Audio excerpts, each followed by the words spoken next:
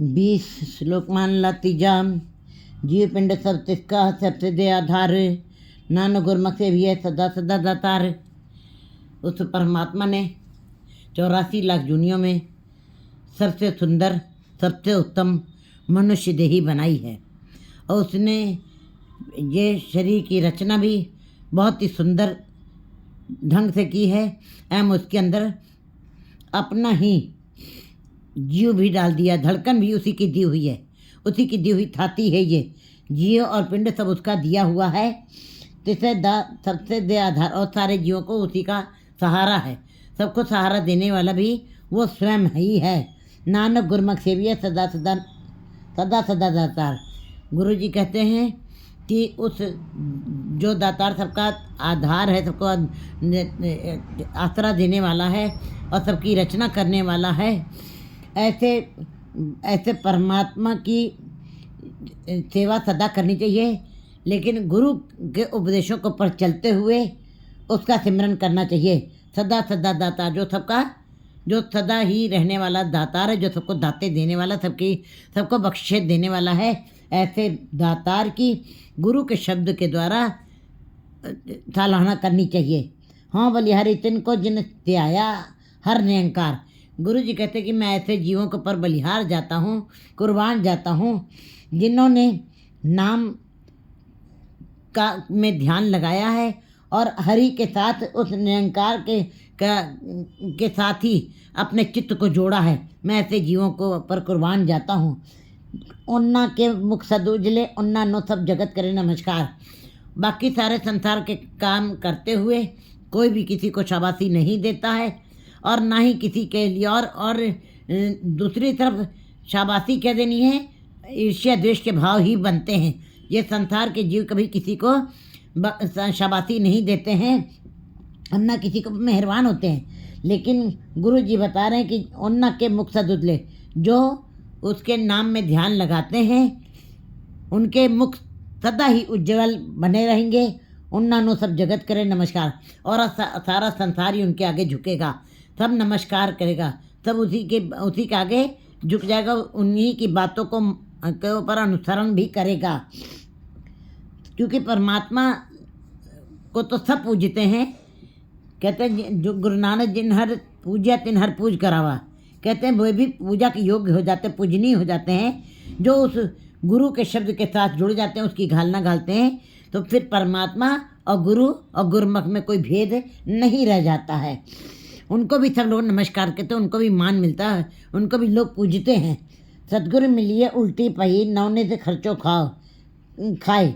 कहते हैं सतगुरु के साथ जब मिलाप होता है किसी जीव का, गुरु के शब्द के साथ जब कोई जुड़ जाता है, हृदय के साथ जुड़ता है, तब उनका जीवन विपरीत दिशा में चलने लगता है। कहते हैं कि पहले इन मन में लगा हुआ था, इन मन माने पदार्थों की तरफ लगा हुआ था।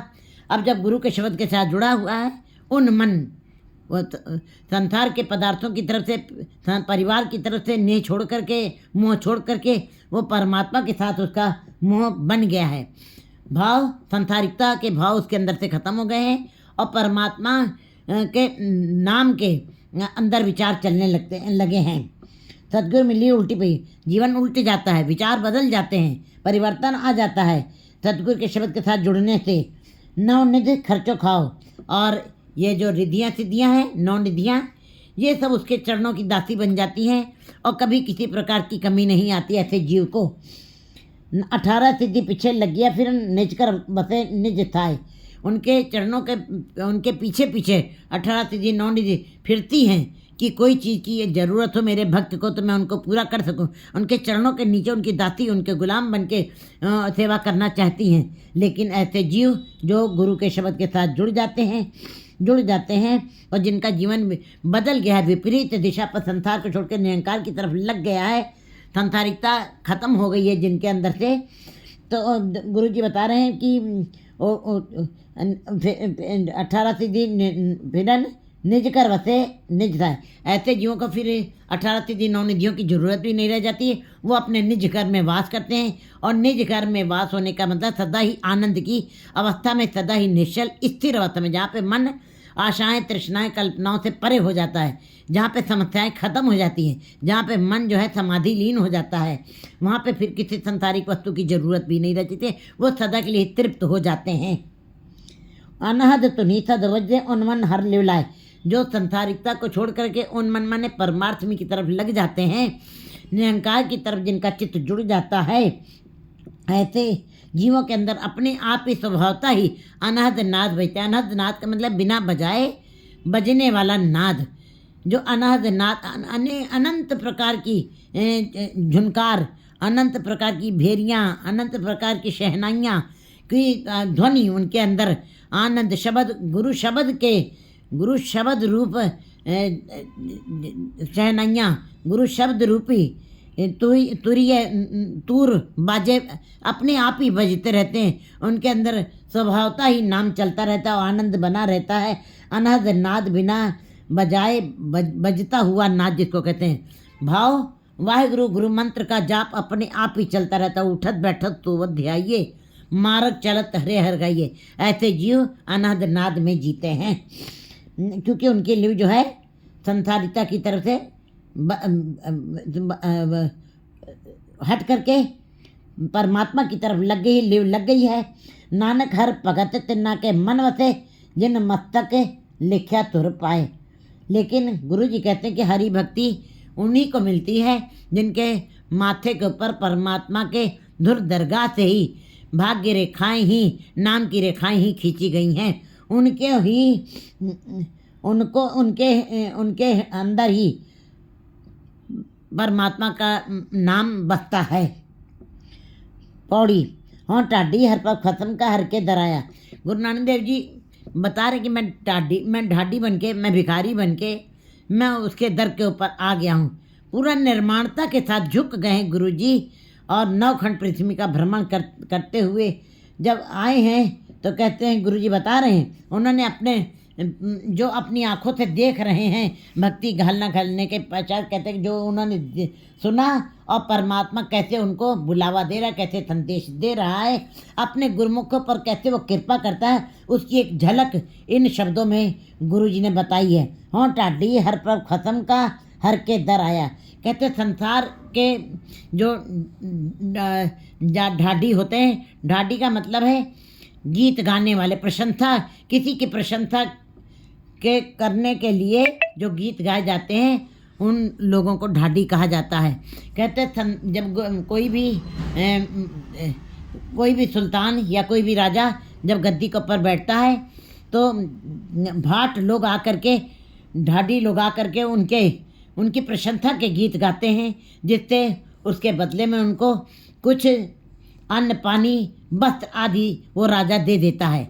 लेकिन गुरु जी उसी की झलक बताते हुए बता रहे हैं कि मैंने अपने परमात्मा के आगे नतमस्तक हो करके मैं उस ढाडी का रूप धारण करके मैं हरि प्रभु के खसम के दरबार में आया हूँ। हर के दर आया, मैं हरि के दर के ऊपर आके खड़ा हुआ हूँ। हर अंदर सुनी पुकार टाडी मुखलाया। अंदर से उस परमात्मा ने मेरे पुकार सुन लिए, मेरे अंदर की पुकार सुनिए, मेरे अंदर में क्या चर्चा चली, मेरे अंदर के कौन से हिलोरे उठ रहे हैं, कौन सी बातें चल रही हैं। हर अंदर सुनी पुकार टाडी मुखलाया। फिर परमात्मा ने मुझको अपने सामने बुलावा दे करके अपने सामने खड़ा कर दिया है और अपने मुख के सामने खड़ा किया है और हर पुछिया टाडी सदके, और मैं मुझे ढाडी को, भाट को, मुझको अपने सामने खड़ा करके पूछ रहे हैं। परमात्मा पूछ रहा, वो निरंकार मुझसे पूछ रहा है, सद्दा दे करके पूछा है, किस अर्थ तुम आया, किस काम के लिए आए, किस उद्देश्य के लिए आए हो, किस कार्य के लिए आए हो, किस कार्य की पूर्ति के लिए तुम आए हो।